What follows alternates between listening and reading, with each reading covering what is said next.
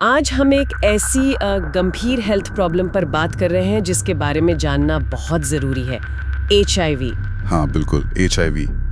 ज़रा सोचिए, मतलब कोई इंसान है, बाहर से एकदम ठीक ठाक दिख रहा है, चल फिर रहा है, अपने रोज के काम कर रहा है। हाँ, नॉर्मल लाइफ जी रहा है। बिल्कुल, पर अंदर ही अंदर एक वायरस है जो चुपके से उसके शरीर के डिफेंस सिस्टम को खत्म कर रहा है। धीरे धीरे, बिल्कुल यही है HIV का असर। ये वायरस सीधा इम्यून सिस्टम पर अटैक करता है, मतलब हमारे शरीर के जो सैनिक है ना, जो बीमारियों से लड़ते हैं, हाँ, उन्हीं को ये कमजोर करता जाता है।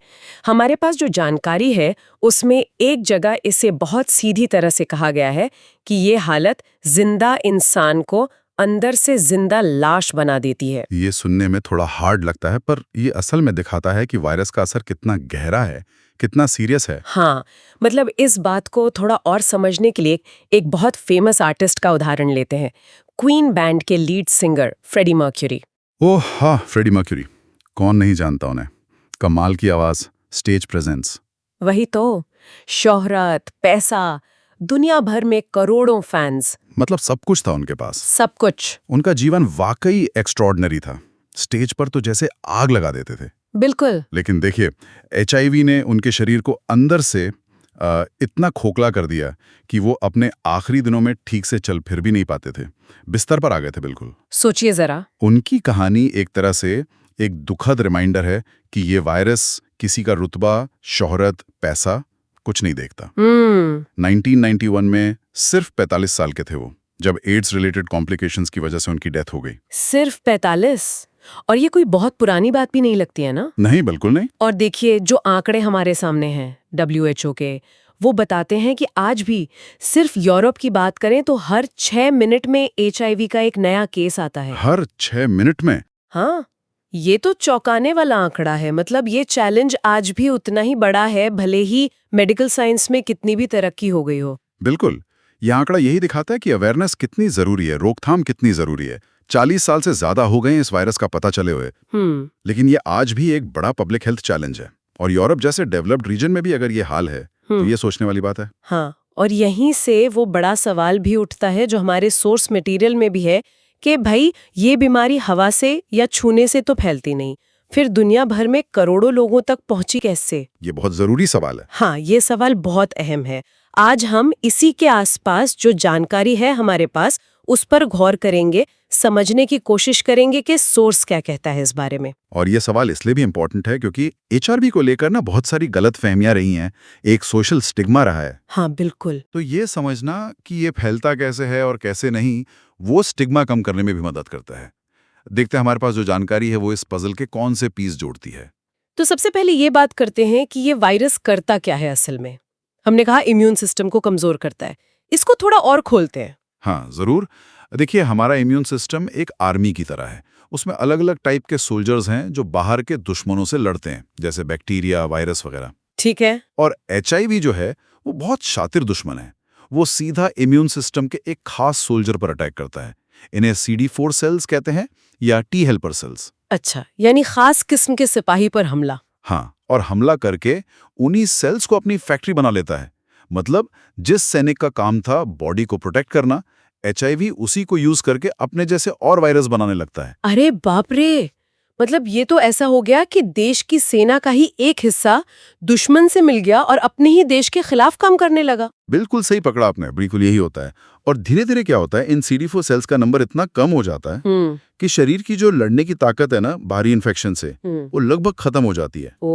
तब वो कंडीशन आती है जिसे हम एड्स कहते हैं, एक्वायर्ड इम्यूनोडेफिशिएंसी सिंड्रोम। एड्स खुद में कोई बीमारी नहीं है, वो एक सिंड्रोम है, मतलब लक्षणों का एक ग्रुप जो तब दिखता है जब इम्यून सिस्टम बहुत ज्यादा वीक हो चुका हो। अच्छा, तो मतलब एड्स तब होता है जब HIV इम्यून सिस्टम को बहुत कमजोर कर चुका होता है। एग्जैक्टली। और तब इंसान को वो बीमारियां भी आसानी से पकड़ लेती हैं जिनसे नॉर्मली एक हेल्दी इम्यून सिस्टम वाला इंसान लड़ लेता है, जैसे कि मान लीजिए नॉर्मल सर्दी जुकाम भी गंभीर निमोनिया बन जाए। बिल्कुल, या कोई फंगल इन्फेक्शन खतरनाक हो जाए। फ्रेडी मर्क्यूरी के केस में भी शायद यही हुआ था। वो इतने कमजोर हो गए थे कि जो आम बीमारियां होती हैं वही उनके लिए जानलेवा साबित हुई। अच्छा। हाँ, उनकी केस में एड्स रिलेटेड निमोनिया का जिक्र आता है, कपोसी सार्कोमा जैसे अपॉर्चुनिस्टिक इन्फेक्शंस का जिक्र आता है। ये वो बीमारियां हैं जो कमजोर इम्यून सिस्टम का फायदा उठाती हैं। समझ गए। तो ये दिखाता है कि एचआईवी डायरेक्टली जान नहीं लेता, बल्कि वो शरीर की जो सुरक्षा की दीवार है उसे तोड़ देता है। फिर दूसरी बीमारियां हमला करके जानलेवा बन जाती हैं। ये बात तो वाकई अंदर तक हिला देती है कि कैसे एक वायरस शरीर के अपने ही डिफेंस सिस्टम को उसी के खिलाफ इस्तेमाल कर लेता है। हाँ, और जैसा कि सोर्स में कहा था कि इंसान बाहर से चलता फिरता दिखता है, पर अंदर उसकी लड़ाई खत्म हो रही होती है। ये कितनी अजीब सी स्थिति है। और यही इसे इतना खतरनाक बनाता है, क्योंकि शुरुआती स्टेज में एचआईवी के कोई खास लक्षण दिखते ही नहीं, या अगर दिखते भी हैं तो वो फ्लू जैसे बिल्कुल कॉमन लक्षण होते हैं जिन्हें लोग इग्नोर कर देते हैं। हाँ बिल्कुल। कौन सोचता है कि ये एचआईवी हो सकता है? तो कई सालों तक इंसान बिल्कुल नॉर्मल लाइफ जी सकता है, उसे पता भी नहीं चलता कि अंदर ये वायरस है और धीरे धीरे उसके इम्यून सिस्टम को खा रहा है। ये तो बहुत डरावनी बात है। मतलब सालों तक अनजाने में इस तरह जीना। सब ठीक है जबकि अंदर एक टाइम बॉम्ब चल रहा हो। वो जिंदा लाश वाली बात शायद इसी फीलिंग को दिखाती है। एक खोखलापन सा, जहां बाहर से सब ठीक है पर अंदर की ताकत खत्म हो चुकी है। बिल्कुल। और ये सिर्फ फिजिकल नहीं है, ये मेंटल और इमोशनल लेवल पर भी इंसान को तोड़ता है। हाँ वो तो है। जब पता चलता है तो एक तो बीमारी का डर, चिंता, ऊपर से समाज में जो भेदभाव है उसका सामना अलग। सही बात है। फ्रेडी मर्क्यूरी ने भी तो अपनी बीमारी को काफी लंबे समय तक छुपा के रखा था। हाँ, शायद इसी डर से उन्होंने अपनी मौत से सिर्फ एक दिन पहले पब्लिकली बताया था कि उन्हें एड्स है। सोचिए, इतना बड़ा स्टार जिसके करोड़ों फैंस थे, उसे भी दुनिया को अपनी सच्चाई बताने में कितना डर लगा होगा, कितनी हिचकिचाहट हुई होगी। ये दिखाता है कि बीमारी के साथ जो सोशल स्टिग्मा जुड़ा है वो कितना गहरा है। बहुत गहरा। और ये स्टिग्मा अक्सर जानकारी की कमी से और बढ़ता है।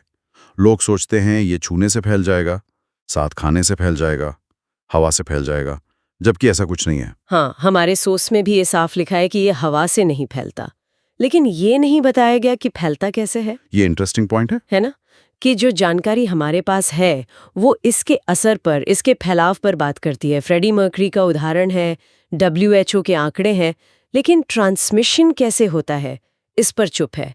वो सवाल फैलता कैसे है उठाया तो गया है, पर उसका जवाब इन सोर्सेज में नहीं है। हाँ, ये हो सकता है कि इन सोर्सेज का फोकस इस बात पर ज्यादा रहा हो कि वायरस शरीर पर और जिंदगी पर क्या असर डालता है, बजाय इसके कि वो फैलता कैसे है। हाँ, कभी कभी जानकारी का ना होना भी कुछ बताता है।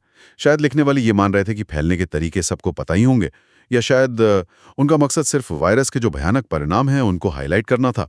ये भी हो सकता है, पर फिर भी ये जानना तो जरूरी है कि अगर हवा से नहीं फैलता तो करोड़ों लोगों तक पहुंचा कैसे। ये जवाब ना होना थोड़ा अधूरा सा लगता है। हाँ, वो बात तो है। लेकिन एक बात जो बिल्कुल साफ उभर कर आती है वो है इस वायरस की ताकत, शरीर के अंदर घुसकर उसे पूरी तरह खोखला कर देने की ताकत। सही कहा। ये वायरस इंसान की पहचान, उसके बाहरी रिश्तों, सब पर असर डालता है, पर इसका असली युद्ध तो शरीर के अंदर ही चलता है, इम्यून सिस्टम के साथ। और यूरोप वाले आंकड़े हमें बार बार याद दिलाते हैं कि ये युद्ध अभी खत्म नहीं हुआ है। हर 6 मिनट में एक नया केस, मतलब ये लड़ाई लगातार चल रही है। ये आंकड़ा वाकई में सोचने पर मजबूर करता है। टेक्नोलॉजी आगे बढ़ रही है, दवाइयां बेहतर हो रही हैं, फिर भी नए केस आ रहे हैं। इसका मतलब तो यही हुआ कि कहीं ना कहीं या तो अवेयरनेस में कमी है, या बचाव के तरीकों को अपनाने में, या शायद टेस्टिंग में कमी रह रही है। या ये भी हो सकता है कि वायरस खुद को बदल रहा हो, म्यूटेट कर रहा हो, या फिर सामाजिक आर्थिक कारण ऐसे हों जो लोगों को ज्यादा रिस्क में डाल रहे हों। हाँ, कारण कई हो सकते हैं। बिल्कुल। लेकिन नतीजा यही है कि HIV आज भी एक बहुत सीरियस ग्लोबल हेल्थ प्रॉब्लम बना हुआ है।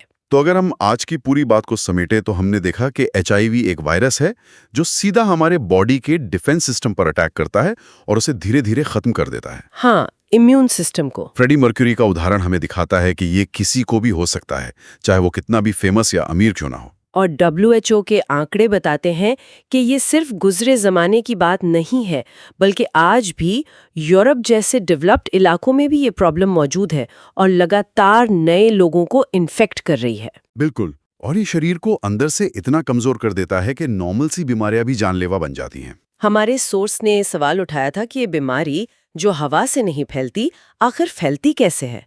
हालांकि हमारे पास जो आज जानकारी थी उसमें इसके फैलने के तरीकों पर डिटेल में बात नहीं है। हाँ, वो जवाब नहीं मिला। लेकिन ये जरूर साफ हुआ कि ये वायरस कितना खतरनाक है और कैसे ये इंसान के इम्यून सिस्टम को पूरी तरह से तबाह कर सकता है। बिल्कुल। फ्रेडी मर्क्यूरी की कहानी और ये आंकड़े मिलकर एक तस्वीर बनाते हैं एक ऐसी चुनौती की जो दशकों से हमारे साथ है और आज भी बनी हुई है।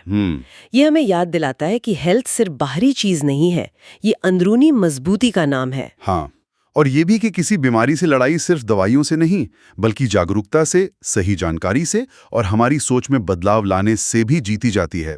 अंत में शायद सोचने वाली बात सिर्फ ये नहीं कि वायरस फैलता कैसे है, जिसका जवाब आज हमें नहीं मिला, बल्कि ये भी कि कैसे एक बिल्कुल अदृश्य सा वायरस किसी इंसान के पूरे वजूद को, उसकी पूरी जिंदगी को अंदर से इतना बदल सकता है, इतना खोखला कर सकता है, भले ही वो बाहर से हमें कल जैसा ही नजर आ रहा हो। हाँ, ये सवाल शायद हमें इस पूरी स्थिति की गहराई और उसकी कॉम्प्लेक्सिटी पर सोचने को मजबूर करता है।